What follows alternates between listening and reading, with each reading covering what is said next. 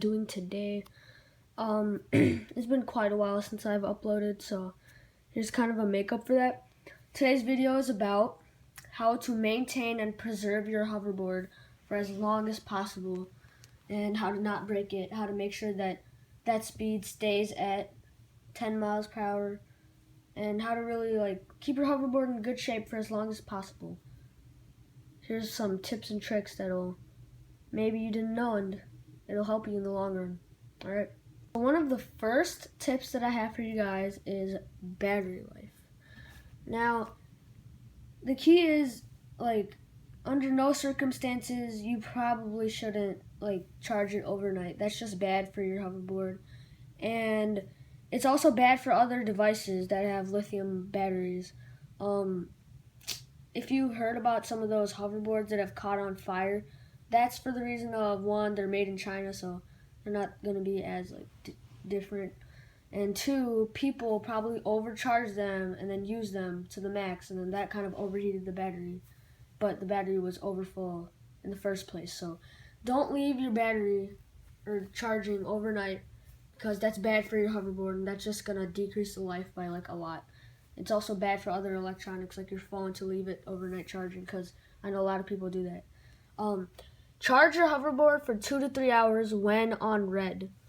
You probably shouldn't charge it if it hasn't indicated that it's on some sort of low battery. So if it hasn't blinked green, or if it hasn't showed you the red indicator light, then you probably shouldn't charge it. But when it does blink green or shows the red beeping indicator, then you should probably charge it for 2 to 3 hours max, and you'll know that you're done charging when this light is green on your brick. Maybe you guys have a different model, maybe it's not green, but anyway, that's the battery part of this video, is preserving your hoverboard through battery. Let's get into the next part. Right, so the next part of this video to preserve your hoverboard is about not breaking it. When I first got my hoverboard, I had the fear of this right here would snap completely in half. My hoverboard would be in 2 pieces. Well, I've only seen one case where this would happen, and the guy dropped it off of his roof for educational purposes and see what would happen. Yeah, you guys probably shouldn't drop it off of your roof, because that's gonna be obviously not good. But if you're driving normally, try not to run into any walls, or if you feel like you're edging close to some sort of injury or accident, then maybe just stop, reposition, and that'll probably help out a lot, because these scratches are when I came too close to the wall and it kind of hit the wall, and yeah, that was not good. So especially if one of these rudders hit the wall and then the other one just is fine, it'll be offset, and it'll be bad for the hoverboard. So that's kind of part 2. And plus, if you ram really hard into something, then maybe some of the internals might get messed up, and you definitely don't want that happening, because that's not really easy to fix, but it's just a hassle, and you guys want to try and preserve this for as long as you can. So drive safely is my number 2 tip. Let's get into number 3.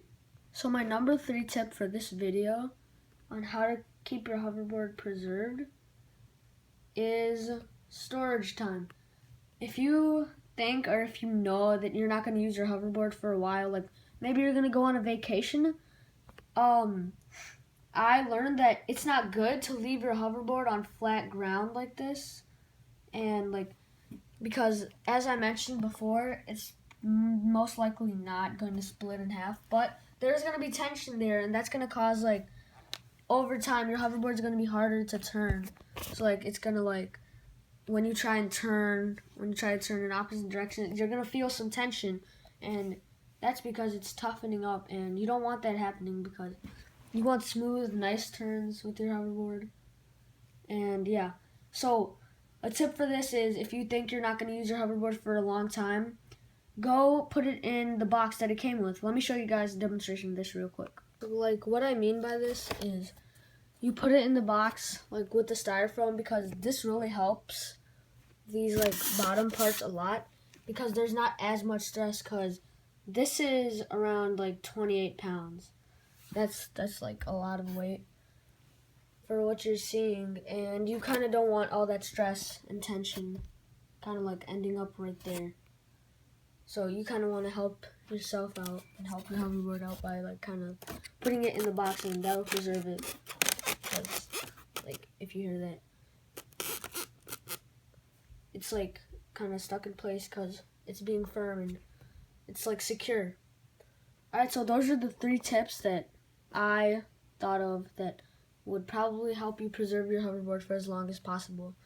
If you like this video, you might like some of my other videos, so check them out and subscribe to catch more of my how-to tutorials and other videos that are coming soon. And yeah, that's pretty much it for this video, guys. Thanks so much for watching. Like, comment, subscribe. Peace out.